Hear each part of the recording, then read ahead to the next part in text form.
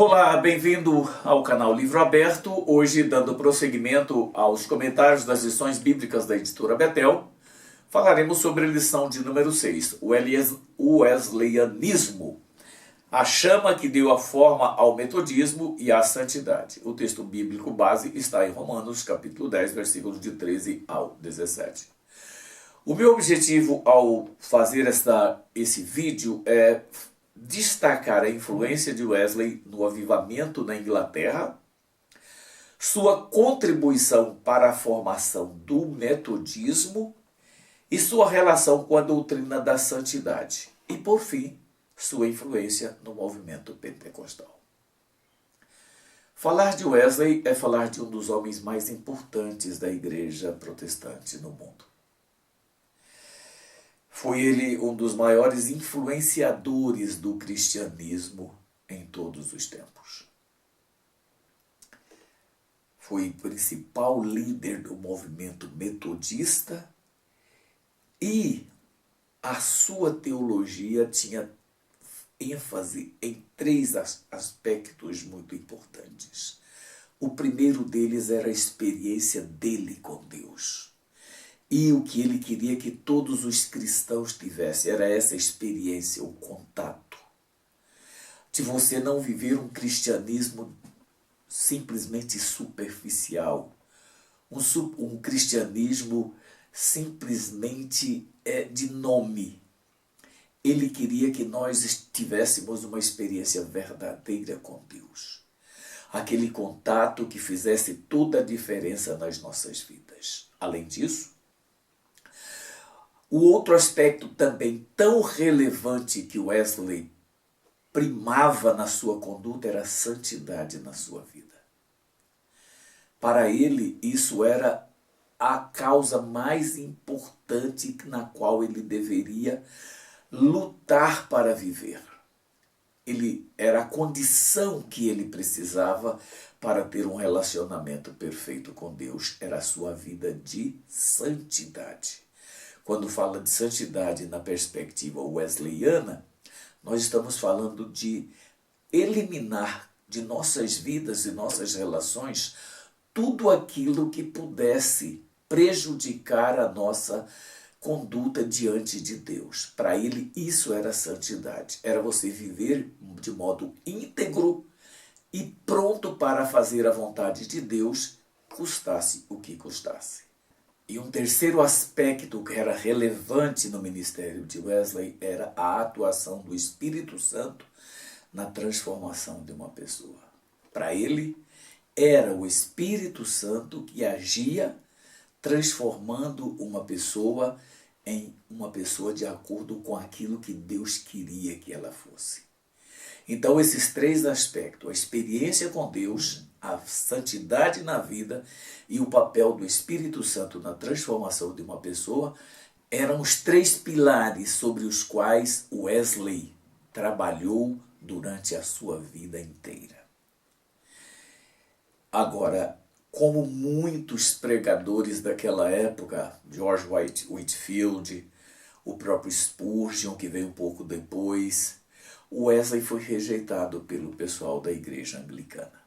Eles não aceitaram aquela vida imposta de exigências, de ter uma vida de fato na presença de Deus. Ele foi rejeitado, a hierarquia da igreja anglicana não admitia aquilo. Por conta dessa rejeição, Wesley não desanimou.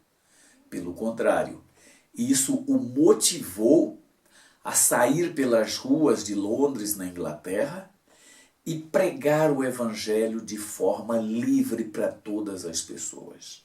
O resultado disso, que promoveu naquela época um avivamento extraordinário na Inglaterra. Algo que ainda não tinha sido experimentado pelos anglicanos. Foi algo muito interessante. Algo que nem mesmo os puritanos havia conseguido na sua totalidade. Wesley agora promove um avivamento, e esse avivamento que Wesley promove na Inglaterra ele vai influenciar o comportamento, primeiro na igreja nos Estados Unidos, e depois, bem depois, o próprio movimento pentecostal, que vai ter origem na Rua Azusa, nos Estados Unidos. Então, veja como foi importante esse episódio na vida de Wesley. Ele foi rejeitado pela igreja anglicana, isso não o desanima e ele passa a pregar ao ar livre. Dessas pregações ao ar livre, que foi um movimento maravilhoso, nasce aquilo que vem ser mais tarde a Igreja Metodista. Wesley, como eu disse, ele teve origem na igreja anglicana e o seu ministério foi marcado por alguns episódios, como eu acabei de falar. Ele nasceu em 1703, portanto, no início do século XVIII. Era filho de um sacerdote anglicano. Seu pai era um homem comprometido com o evangelho.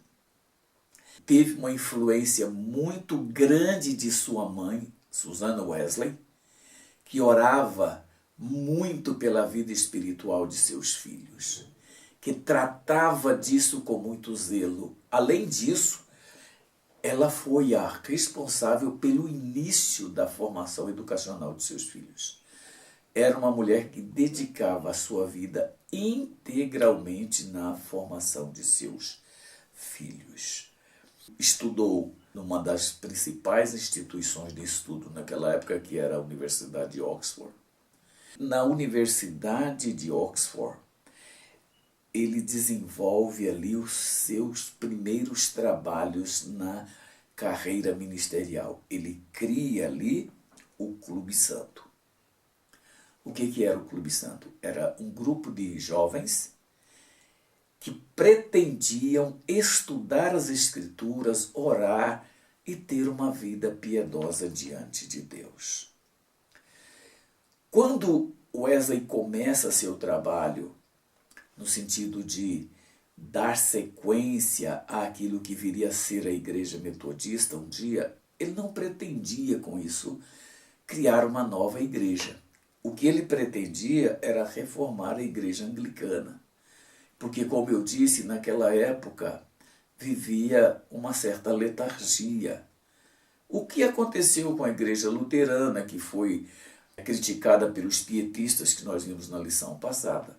O que aconteceu também antes de Wesley com os puritanos na Inglaterra?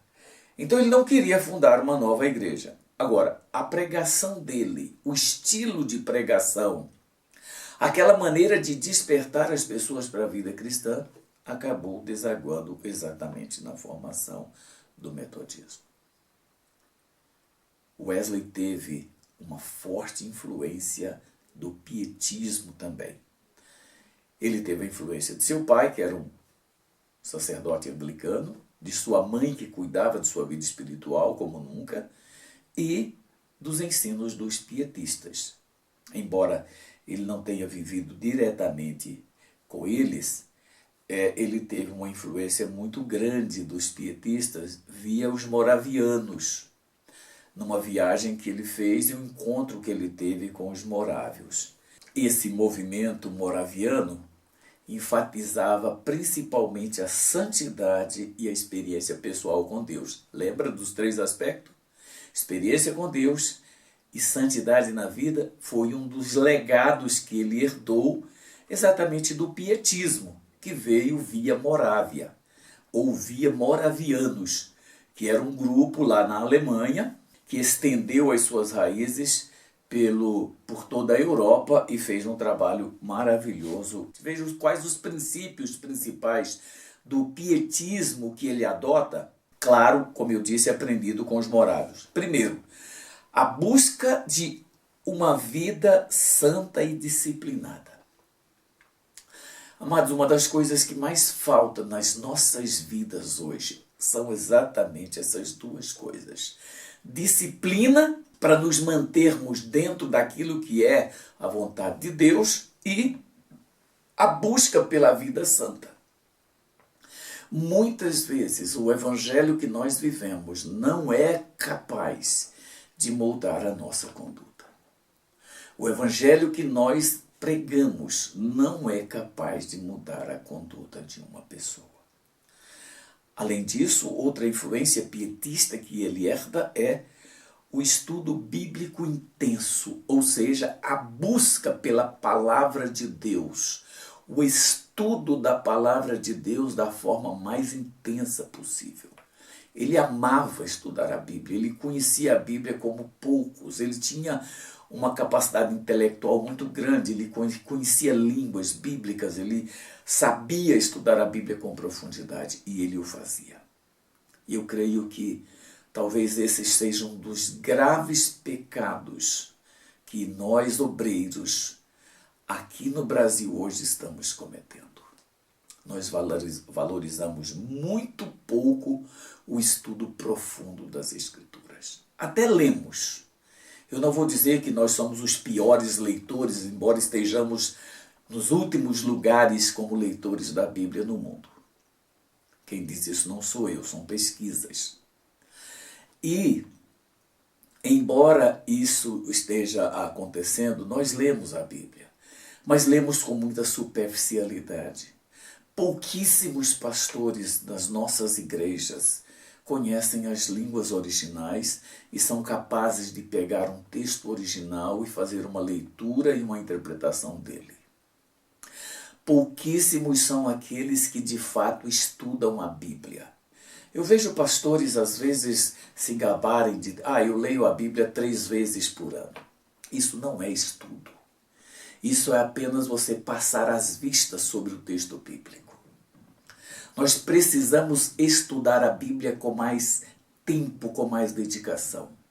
A Bíblia não é para ser lida 10 vezes por ano, ela é para ser lida, é para ser estudada pelo menos uma vez por ano. Mas estudada com profundidade. Estudada de maneira que quando eu pegar o texto bíblico, eu saiba exatamente o que o autor original quis dizer, para quem ele escreveu, quando ele escreveu, quais foram os resultados daquele texto que ele fez.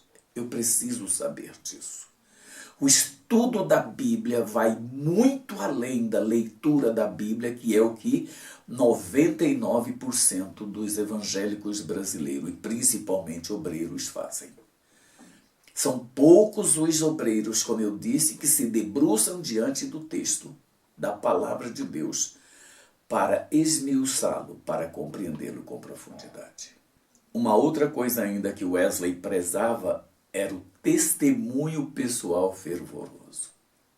Meus amados, aqui nós perdemos feio para o comportamento de Wesley. Poucos de nós têm a preocupação de dar um testemunho que seja vivo e autêntico diante de Deus. Essas influências que Wesley recebeu do pietismo moldaram a doutrina da santificação dentro da igreja metodista.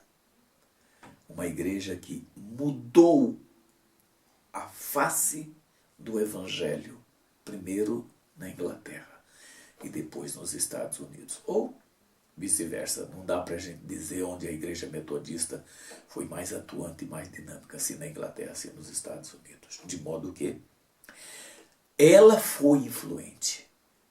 E hoje nós precisamos tornar as nossas igrejas também influentes.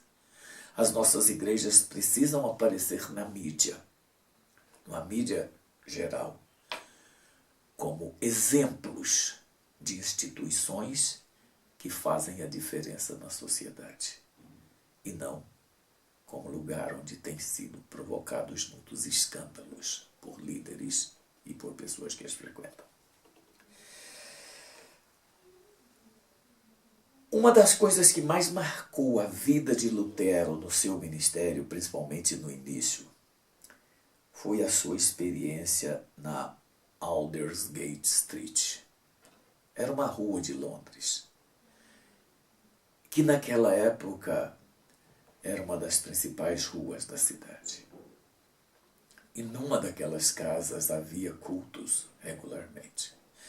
E numa dessas noites, ou num desses dias que se celebrava o culto, Wesley teve uma experiência profunda com Deus, quando ele ouviu a leitura do prefácio da Epístola aos Romanos feita por Lutero.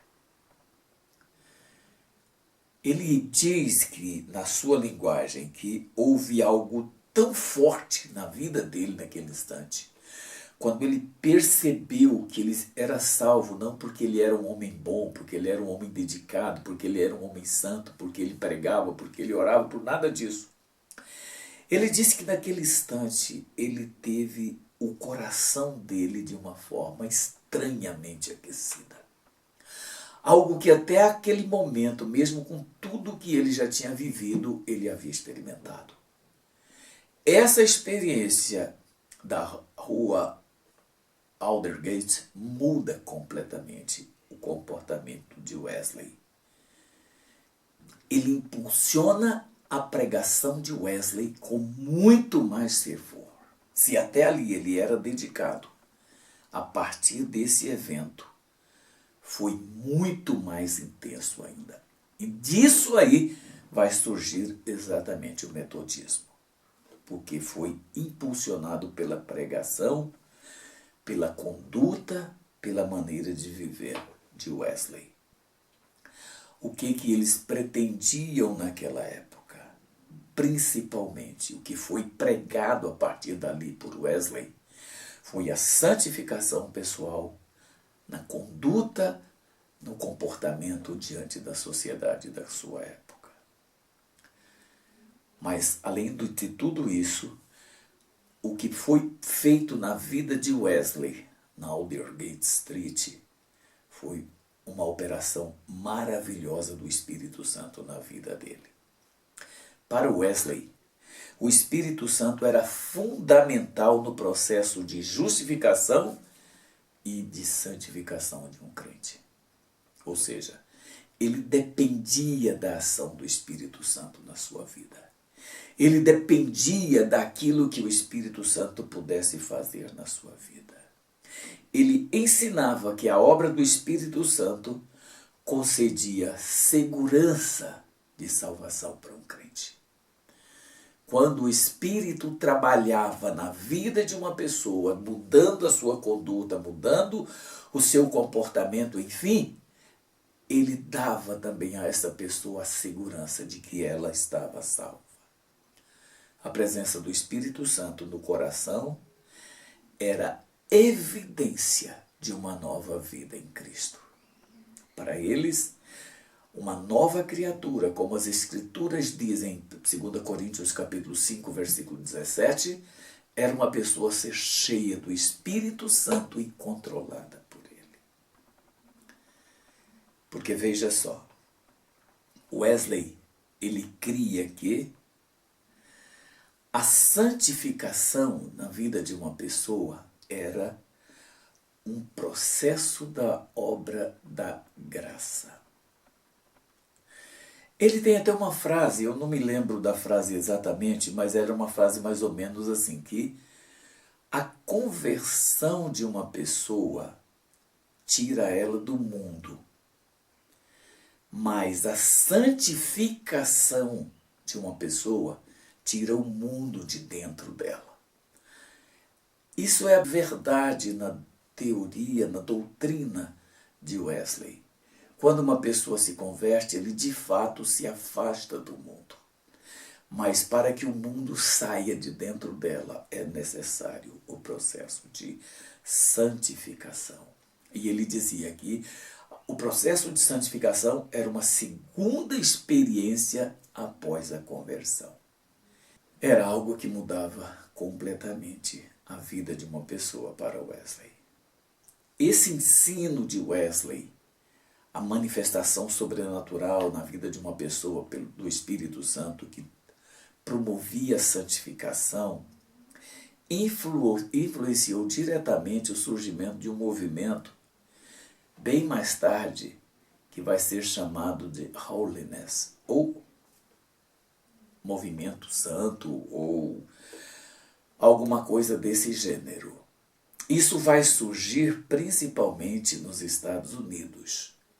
Mas além do Holiness, vai surgir ainda um outro movimento tão importante quanto, que é o pentecostalismo. Veja, Wesley viveu no século XVIII, pouco mais da metade do século XVIII.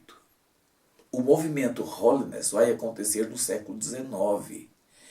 E o movimento pentecostal no começo do século XX. Veja o tamanho da influência de Wesley no comportamento da igreja. É algo absolutamente sobrenatural. Wesley e o batismo com o Espírito Santo. Embora não tenha ensinado o batismo no Espírito Santo, com evidência de falar línguas, Wesley falava sobre a plenitude do Espírito, algo que ia além. Lembra dos pietistas? Os pietistas, eles não enfatizavam o falar em línguas, a profecia, mas eles enfatizavam uma vida santa, a transformação de uma vida. Foi exatamente isso que acontece na teologia de Wesley. O que importa não é a experiência estática, por exemplo, de falar em línguas ou profetizar, mas é a conduta da pessoa que é mais relevante. Essa experiência, segundo ele, capacitava o crente para uma missão especial na obra de Deus e para uma vida de santidade. O conceito wesleyano foi essencial para a teologia pentecostal posterior. Essa conduta de Wesley, essa maneira dele lidar com aqueles que experimentavam a presença do Espírito Santo em suas vidas, fez com que isso conduzisse passo a passo até o movimento pentecostal moderno, que nós temos como nascedouro o movimento da Rua Azusa nos Estados Unidos. Agora veja só. Wesley, com todo esse empenho dele, cria a Igreja Metodista. A Igreja Metodista trouxe um avivamento para o povo de Deus naquela época. Principalmente por conta do impacto da pregação ao ar livre. Wesley pregava ao ar livre para alcançar multidões que não frequentavam as igrejas. Lembra que os pietistas, os morávios, de onde ele pega toda a experiência pietista, eram evangelizadores por excelência. Os morávios foram quem enviou os primeiros missionários para o mundo inteiro. E Wesley foi uma pessoa muito impactada pelo ensino moraviano. E aqui isso se torna evidente porque a pregação ao ar livre dele era talvez o seu trabalho mais importante, inclusive, do que diria pastorear a igreja. Seu método influenciou pregadores que vieram depois dele, por exemplo, como Finney, como Moody, dois homens que são dos mais importantes dentro da igreja americana. Finney era um homem que as experiências que ele conta são impressionantes. A maneira como influenciava as pessoas, a maneira como ele era tão cheio do Espírito. E Moody era uma pessoa mais simples, talvez menos culta do que Finney, mas tinha uma vida tão consagrada, tão cheia de Deus e do Espírito, que era impressionante. Algo extraordinário na vida dessas pessoas. Esse modelo de pregação foi adotado também pelo movimento pentecostal.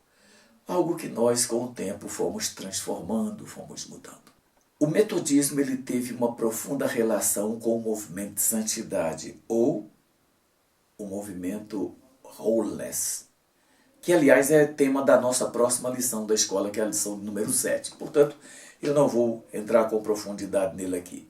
Mas o movimento surgiu nos Estados Unidos no século XIX, tem suas raízes na Igreja Metodista Wesleyana. O metodismo gerou o movimento Holiness, que enfatizava a santificação como experiência distinta da conversão. Igreja como a Igreja do Nazareno e os pentecostais adotaram esse ensino. Nós somos também influenciados profundamente pelo modelo de vida, de pregação de Wesley. A Rua Azusa, quando Seymour teve as suas experiências ali, foi sem dúvida nenhuma uma forte influência da igreja wesleyana. O desejo de restauração da igreja aos padrões do Novo Testamento vai refletir posteriormente nos movimentos pentecostais. É uma pena que nós hoje valorizemos tão pouco aquilo que deu a estrutura para as nossas igrejas. É uma pena que hoje valorizemos tão pouco o processo de santificação das nossas vidas diante de Deus. É uma pena que nós não valorizemos mais a conduta consagrada diante de Deus. Eu creio que Wesley deixou um legado inestimável para a igreja. Não dá para que a gente olhe para a vida de Wesley, olhe para a vida dos pietistas, dos puritanos, que são homens que sofreram, que tiveram as experiências dolorosas para nos trazer as experiências tão profundas no nosso relacionamento com Deus. Então veja que o que Wesley, eu estou com Lutero na cabeça e toda hora quero falar Lutero. O que Wesley trouxe que nos influenciou e que deveria mudar de fato as nossas vidas? A santidade. Irmãos, nós precisamos buscá-la. Nós precisamos vivê-la. E fazer isso de verdade. Nós precisamos ter uma vida cheia do Espírito Santo, irmãos. É muito triste a condição de pastores, de líderes dentro das igrejas, que se preocupam com técnicas, com programas, que se preocupam com aquilo que é legalismo, mas não se preocupam em colocar suas vidas na presença de Deus. São pregadores que passam tempo e tempo na frente de um computador preparando aquilo que ele quer falar. São pregadores que nunca oram para fazer as coisas e que se dedicam muito pouco para as suas consagrações pessoais.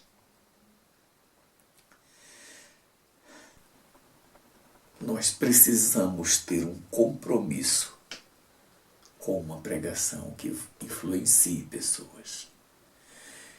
Irmãos, nós precisamos pregar a palavra de Deus de verdade. Nós precisamos mostrar para o mundo o valor que tem a palavra de Deus na vida de uma pessoa. O estudo do metodismo e a sua influência no pentecostalismo nos desafia a buscar um avivamento autêntico. E não esse arremedo de pentecostalismo que nós estamos vivendo, que só produz barulho, que só produz brincadeiras dentro da igreja. Os nossos cultos hoje, o que não é de entretenimento, não tem mais quase nada. Os nossos cultos se tornaram reuniões profundamente antropocêntricas, onde Cristo tem pouquíssimo lugar. E a ação do Espírito Santo nas nossas vidas é menor ainda. Nós precisamos ter cuidado com isso. E eu quero encerrar esse vídeo chamando a sua atenção para algumas aplicações que eu queria que você atentasse. Eu acho que isso aqui é importante. Primeira delas, devemos, com empenho, com zelo, com interesse, buscar uma vida de santidade. A santificação não é uma opção na vida cristã, mas principalmente na vida de um obreiro. Ela não pode ser apenas uma retórica. A segunda, devemos evidenciar nossa dependência do Espírito. De que maneira? Nos curvando diante do que Ele nos cobra. E eu tenho certeza que todos nós, irmãos, estamos sendo cobrados sobre nossa conduta de santidade, nossa dedicação ao estudo da palavra de Deus, nossa dedicação à pregação autêntica da palavra de Deus, nossa consagração pessoal. São exigências que o Espírito Santo faz todos os dias e nós até, às vezes, procuramos fazer, mas acabamos por negligenciar. Assim como Wesley, devemos nos render ao poder transformador do Espírito Santo e ter também o nosso coração estranhamente aquecido, como ele teve lá na Aldersgate Street. 3. Precisamos ter mais ousadia em nossas pregações. Ousadia que eu chamo aqui não é você usar barulho, não é você usar coisas que impressionam, que mexem com as emoções. Mas eu diria que nós precisamos pregar com paixão. Ser apaixonados por aquilo que fazemos, irmãos. Colocar a nossa alma naquilo que nós fazemos. A pregação que muda a vida das pessoas. Como eu já disse aqui, não é a que toca o intelecto, mas é a que toca as emoções, que bate no coração. E isso não se faz com intelectualismo. Isso não se faz com essas coisas que a tecnologia moderna nos permite. Isso se faz com joelhos dobrados, com oração intensa, com dedicação e zelo. Nas aulas de homilética que eu tenho tido experiência de ministrar ao longo dos anos, uma das perguntas que os alunos mais fazem é: como eu preparo um bom sermão? Eu sempre respondi, irmãos, desde a primeira vez que eu ouvi essa pergunta, há anos, quando eu comecei a dar aula de homilética, foi que a melhor maneira de se preparar um sermão é de joelhos orando, é de joelhos na presença de Deus. Não é diante de um computador, cercado de livros, como queiram, mas orando e de joelhos. 4. Devemos rejeitar a frieza e mornidão espiritual. Cada um de nós deve ser fervoroso, cantar com vida, sabe, irmãos? Orar com vida. Falar com Deus de maneira natural, com vida. A gente não pode viver um cristianismo frio, um cristianismo morno, um cristianismo apagado. Precisamos ser fervorosos e comprometidos com o Evangelho. E 5. Devemos nos dedicar ao estudo e meditação da palavra. Devemos aprofundar nosso conhecimento bíblico e compartilhá-lo. E você só faz isso estudando com profundidade as Escrituras. E você só faz isso diante de Deus, orando, suplicando que Ele abra o seu entendimento para compreender a palavra. Você só faz isso quando você se rebaixa diante de Deus, se humilha diante dEle. Aí Ele muda as coisas. Amados, que esta lição nos encoraje a viver uma vida cheia do Espírito Santo, de santidade e muito, muito mais na presença de Deus. Que o Senhor te abençoe e que você cresça na graça e no conhecimento. Amém.